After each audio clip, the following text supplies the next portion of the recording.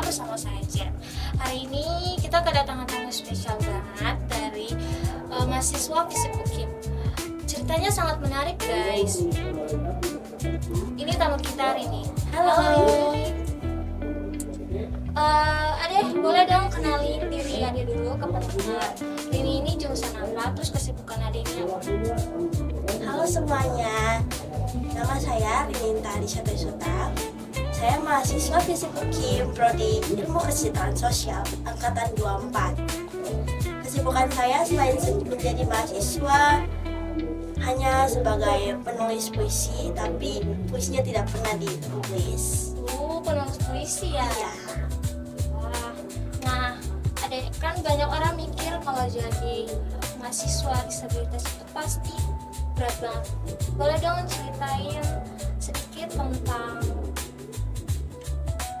apa tantangan paling besar yang pernah adek hadapi selama ini? Mungkin tantangan paling besar selain dari aksesibilitas seperti contoh nyatanya tangga untuk ke lantai 4 itu sangat luar biasa olahraga ya, itu saja. Tapi kalau menurut saya pribadi, pengalaman pribadi, tidak ada hal yang benar-benar menjadi tantangan sebagai mahasiswa disabilitas di Visip UKIM, karena saya sangat enjoy menjadi mahasiswa disabilitas di sini. Iya, adek tadi kan adek bilang bahwa adek naik turun tangga dari lantai 4. Itu adek sih rasa capek kan? Capek sekali, jujur sebagai manusia kan pasti capek. Ya, pasti ada teman-teman yang bantu toh. Iya, selalu ada teman-teman yang naik bersama. Adek boleh ceritain dong apa perbedaan dari waktu adek kuliah dengan waktu adek sekolah dulu? Perbedaannya mungkin kalau sekolah, kita sekolah sangat-sangat dekat dengan rumah, jadi kebanyakan itu orang-orang yang betul-betul kita kenal, anak kompleks dan sekitarnya, jadi sangat-sangat tidak asing. Tapi kalau di kuliah ini kan banyak orang dari luar, yang baru dari luar kota, jadi kayak harus menyesuaikan dengan orang punya kultur yang berbeda-beda juga. Tapi yang saya lihat dari adik itu ada soal semangat. Apa sih kunci biar kita gak gampang? Kuncinya itu dari pengalaman hidup pribadi. Saya menyisipkan orang-orang tidak penting yang pendapatnya sangat tidak penting untuk kehidupan saya, dan saya hanya membiarkan orang-orang yang penting untuk masuk, jadi itu tidak membuat saya menyerah dan mereka tidak membatakan saya. Wah, menarik. Terus kehidupan adik sehari-hari di kampus kayak apa sih? Ada gak cerita lucu atau pengalaman-pengalaman yang gak bakal lupain? Banyak. Kalau untuk saya banyak sekali cerita sebagai mahasiswa Visip UKIM selama 1 tahun di sini yang lucu, karena kepribadian saya sebagai seorang ekstrovert dan friendly, jadi beberapa orang, apalagi teman-teman terdekat saya, menganggap saya itu terlalu friendly kepada orang-orang, sehingga membuat pengalaman-pengalaman yang aneh tapi lucu untuk dikenang. Ada nggak support dari teman-teman atau dari para dosen gitu? Wah, itu ada banget. Seperti angkatan 24 itu mereka the best, anak-anak IKS maupun Ilkom. Terus support dari dosen-dosen Visip, mereka juga luar biasa, sangat-sangat mendukung saya. Kakak-kakak tingkat yang masih berkuliah maupun yang sudah wisuda, mereka itu punya andil-andil tersendiri untuk masa kuliah saya selama ini. Dan last but not least itu Kaprodi Ilmu Kesejahteraan Sosial, Pak Eko Basuki adalah mentor saya. Beliau adalah betul-betul bapak mentor bagi saya dalam kehidupan kampus selama 1 tahun. Ya. Kita penasaran dengan Ade yang tadi Ade bilang kata Ade suka baca puisi.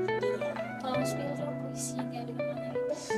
Baca puisi waktu itu untuk tanggal 14 Februari karena lombanya itu puisi cinta, jadi buatnya puisi cinta.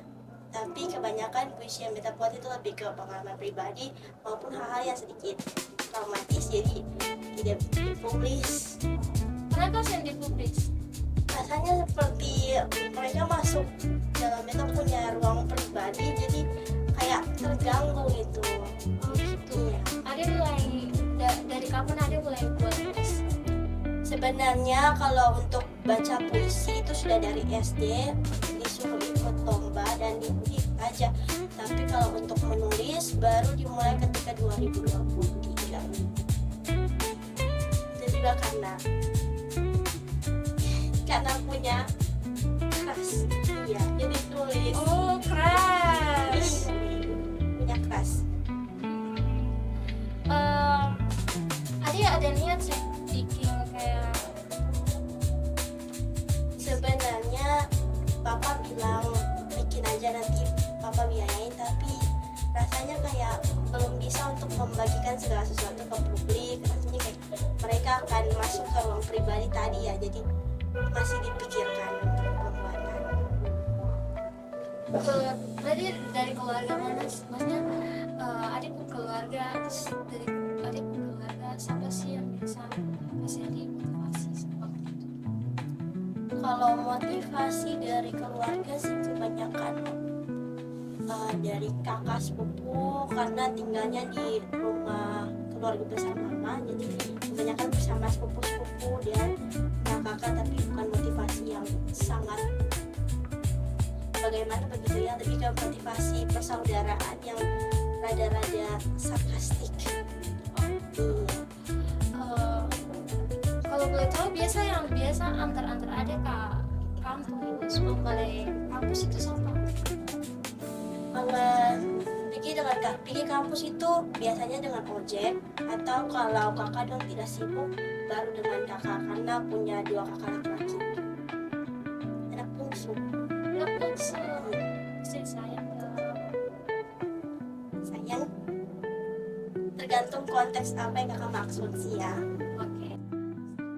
Kalau boleh tahu nih ya, Adi termotivasi dari siapa sih, artis atau apalah gitu, sampai Adi bisa ini semangat untuk memulai aktivitas itu? Karena kebanyakan orang yang mengalami disabilitas kan pasti tuh kayak gampang minder gitu ya kan.